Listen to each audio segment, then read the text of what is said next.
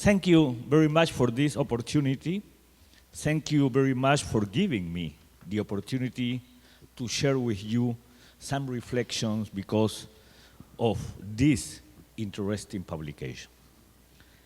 But let me say that my idea of this speech, it is not to talk about of the release of a report, but it is not about of that. It is not about of this really important WWF report to build a Korea energy vision for 2050. It is more to know and to share and to get consensus on how we are going to build that vision, how we are going to move forward. So the report, it is the starting point of a process. It is the starting point to move Korea into something new, into something that it is more revolutionary, into something that really moves the energy, the Korean energy sector into the sustainability, into be clean. So for that, let me share some ideas to try to frame this speech. The first one, the idea of a vision. How can we build a vision? How can we build a vision in relation to the energy sector? Sure, for that, first we do need to recognize that there is a frame. And the frame, it is mostly the Paris Agreement, but not only the Paris Agreement. Because fortunately, mostly in 2015, the world, the planet, decided to give us, to the planet, a very important framework into what it is now called the new paradigm of development. And there are many people who are used to asking if the Paris Agreement it is enough strong to move the world towards something more sustainable, towards something that it is different. And in my point of view, sure it is. Why? First, because the Paris Agreement has identified a clear threshold, 2 degrees, and trying to make all of our efforts to don't overpass the 1.5. And how much we have already done to get the 1.5? I think a lot, but sure not enough. We do know that we are in a tipping point. We do know that if we don't peak emissions no later than 2020, probably we are going to miss the 1.5. And that is why it is very important that 2018 IPCC report, because that report is going to say us if we can get the 1.5. And what we do need to get the 1.5? Sure, renewable energies, or clean energy, because it is not just about the renewable. It is also about energy efficiency and universal access to energy. How far away we are? Not too far away, but unfortunately, we do need to make an extra effort. We need to be, by 2020, in at least 25% of renewable energy. And we are around 20%. But how far away it is Korea? Very far away, 5% or 7% probably. So you do need to make an extra effort to make the renewable energy sector towards something bigger, towards something more strong. Electric vehicles, we do need to have at least 15% of electric vehicles in the world. How far we are? Very far away, 1% in the world. But the growing rate, it is 600%. Some days ago in The Economist appeared a news saying that probably by 2025 we can get the 25% of electric vehicles. How far away it is Korea? Very far away. How can you move the electric vehicle sectors towards something more strong? But there are also some other sectors. There are the sector, for example, of transport and mobility, building and construction, and deforestation and land use change. That is a sector in which we should move more actively the agenda. Here there is some of the panelists who is from Norway. Norway has supported a lot the deforestation and land use change agenda.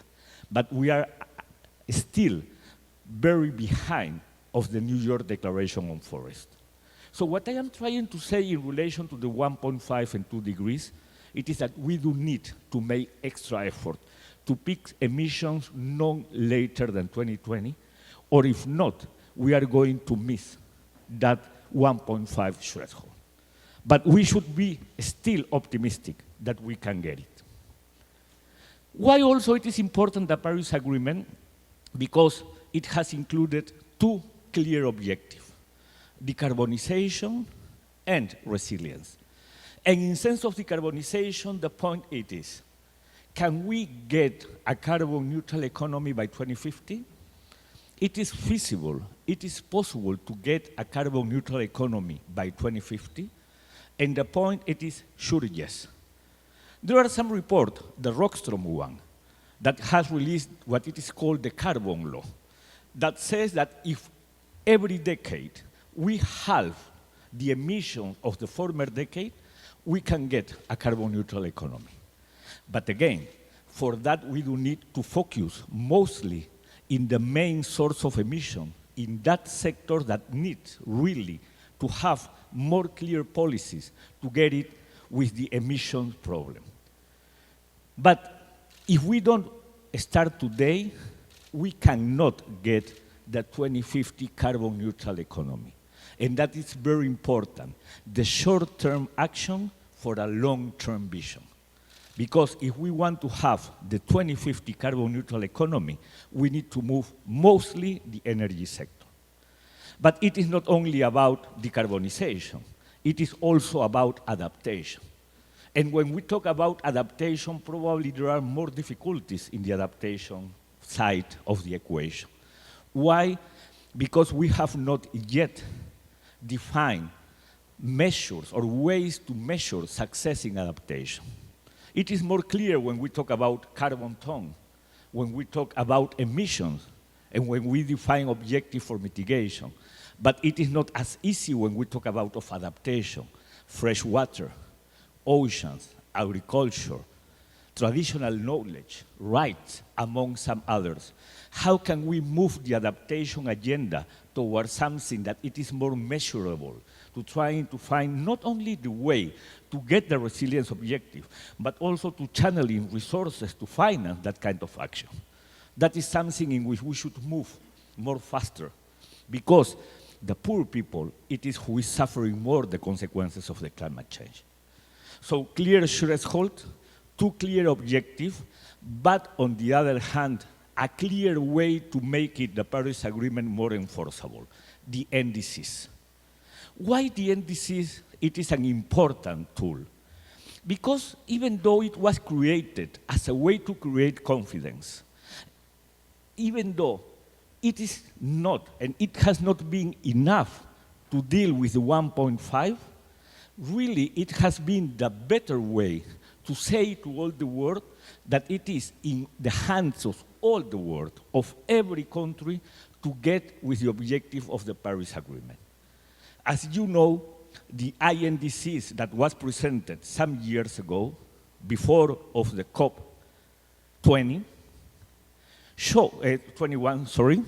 showed that still we have not gotten the needs that we have to get a carbon neutral economy. Why? Because the aggregate effect of all the INDCs that has been presented or put on the table shows that still we are moving the rise of temperature toward 2.7 or 3 degrees.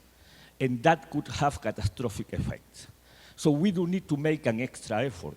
And that is why this COP23 in Bonn, but organized by Fiji, in which we are going to talk about the facilitative dialogue and the rule book, it is a key element to make the NDCs stronger, to make the NDCs a more useful way to raise our ambition.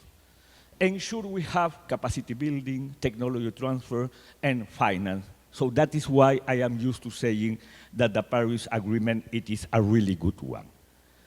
But it is not only about the Paris Agreement. It is also about of all the other instruments that we have developed, the SDGs, the Sustainable Development Goals, that has included some goals in relation to energy, but also some in relation to water, to ocean, to forest, among some other.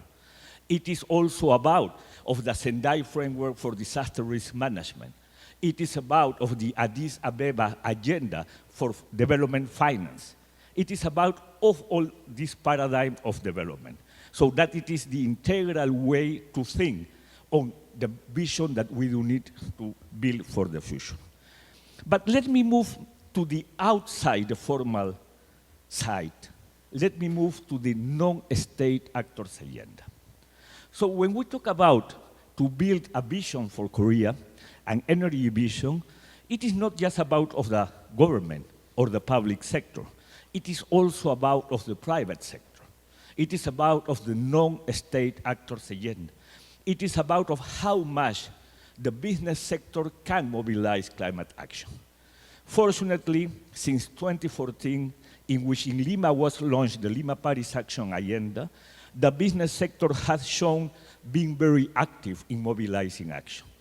Fortunately, for example, we have the C40 2020 deadline for peaking emission in cities.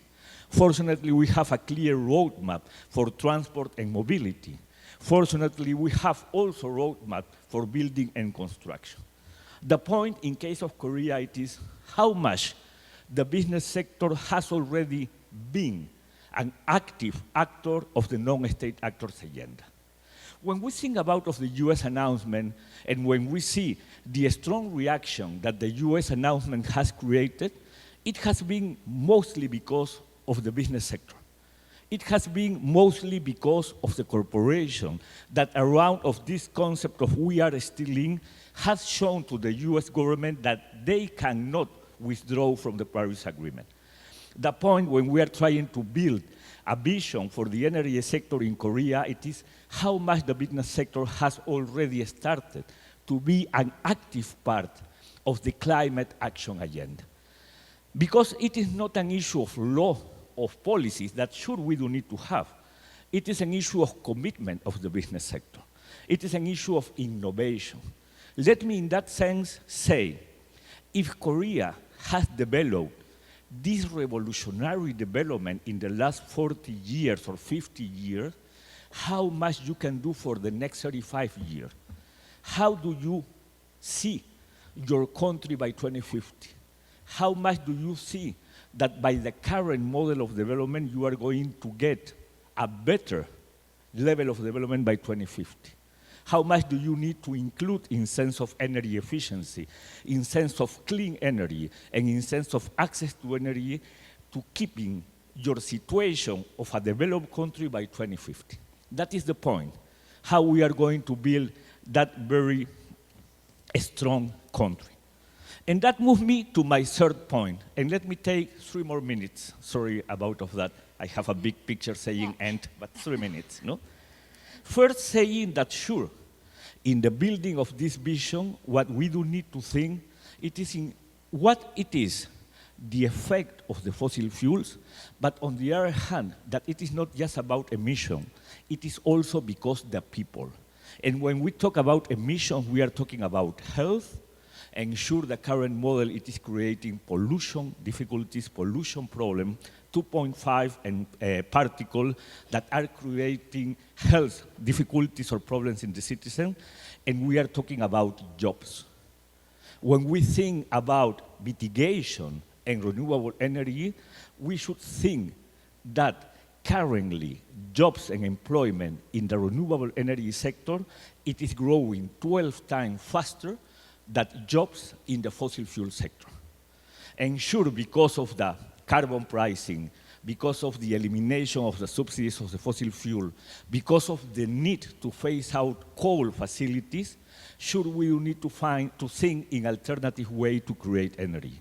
And that alternative way, it is the clean energy or the renewable energy. So that moves me to my last point. And the last point, it is the link to the report. The report has fortunately included alternative, business as usual, moderate, advanced, and visionary. And in case of the visionary, what it is saying it is 100% of renewable energy and 25% of energy efficiency. Is that possible? Sure it is. and mostly because, fortunately, the report has included recommendations in sense of energy efficiency, pricing system, the need to strengthening the standards, create more awareness and energy efficiency systems. In case of transition to a safe and clean energy, the expanse of the renewable, the need to decentralize the system by building a small grid and trying to define ways to work with the renewable as a system. And in case of electric vehicles, defining more clearly policies. So that is the reason of my speech. It is to motivate you to be part of this endeavor, to build a strong vision to Korea, to get the 2050 as the most advanced and developed country of the world. Thank you very much.